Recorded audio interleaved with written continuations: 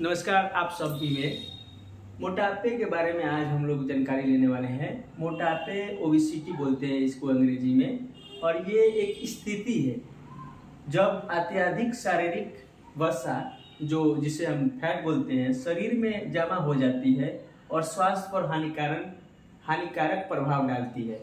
अब ये कैसे कैसे स्वास्थ्य पे हानिकारक प्रभाव डालेगी उसके बारे में हम लोग जानकारी लेंगे ही, लेकिन इसको हम लोग बॉडी मास इंडेक्स के हिसाब से भी हम लोग मोटापे को क्लासिफाई करते हैं, वर्गीकरण करते हैं।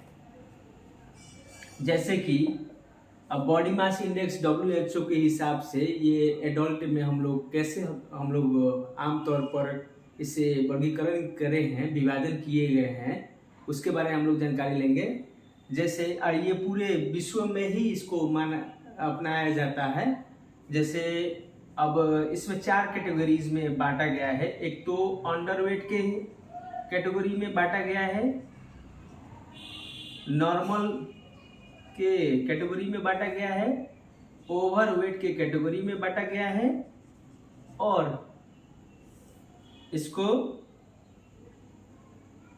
आपको ओबेसिटी के कैटेगरी में बांटा गया है, जो मोटापा हम लोग बोलते हैं। अब अंडरवेट को देखा जाए तो 18.5 kg पर मीटर स्क्वायर से कम होना चाहिए। अब ये kg पर मीटर स्क्वायर इसका जो हम लोग मेजर करते हैं, इसका यूनिट है। अब जैसे कोई किसी का वेट, मान लो मेरा ही वेट है 55 kg तौल है मेरा, तो और मेरा हाइट है 1.5 मीटर है, मतलब 150 सेंटीमीटर। तो हम लोग 65 kg और 1.5 मीटर है, तो इसका हम लोग मीटर स्क्वायर करेंगे तो मेरा फाइनली 28.88 आएगा। तो ये कैटेगरी में तो मैं आ नहीं पाया।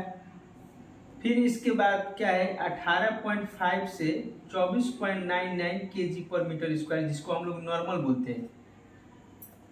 फिर इसके बाद 25 से लेकर 30 के कैटेगरी में जो पढ़ते हैं उसको हम लोग ओवरवेट में रखते हैं। तो ये जो मेरा वेट है और मेरा हाइट है, मैं ओवरवेट में हूँ।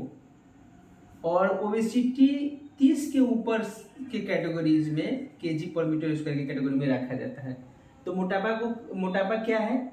मोटापा को इंग्लिश में हम लोग बोल भी सकते हैं कि obesity is an abnormal growth of adipose tissues which leads to excess in fat cell size, their number और बोथ। तो ऐसे हम लोग बोलते हैं, लेकिन इसको हिंदी में हम लोग ऐसे भी बोल सकते हैं, और इसको हम लोग ऐसे समझ सकते हैं BMI के बेसिस में, बॉडी मास इंडेक्स, जिसको क्यूटलेट इंडेक्स भी बोला जाता है। धन्यवाद। आप सब वीडियो में मेरा अच्छा लगा होगा तो सब्सक्राइब कर दीजिएगा। धन्यवाद।